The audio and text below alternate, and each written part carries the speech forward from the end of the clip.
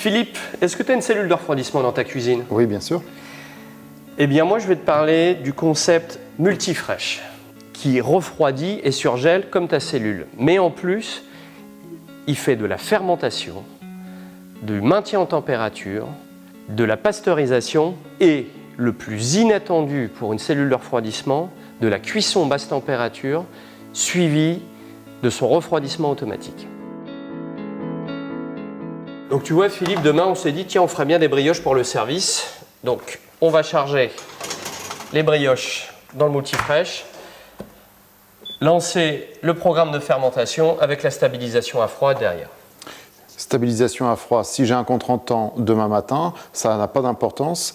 Mon produit va rester stable derrière? Oui, totalement, parce que tu as une amplitude et un confort de travail, tu as 4 heures devant toi à peu près, justement, où ton produit, après fermentation, est stabilisé pendant 4 heures. Donc tu as vraiment un confort de travail.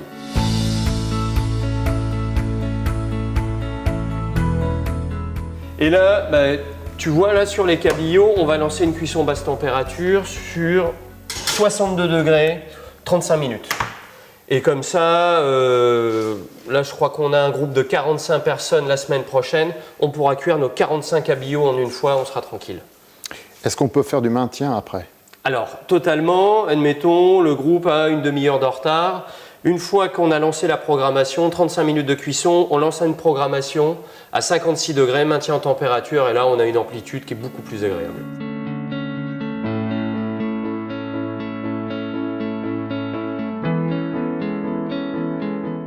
Et donc là Philippe, tu vois, on va lancer une cuisson basse température sur du veau, 56 degrés, on va mettre ça 7 heures et puis derrière on va mettre le programme de refroidissement automatique. Quand j'arrive, je range. Voilà, demain matin tu arrives, soit que tu l'utilises si tu en as besoin, sinon tu fais du stockage.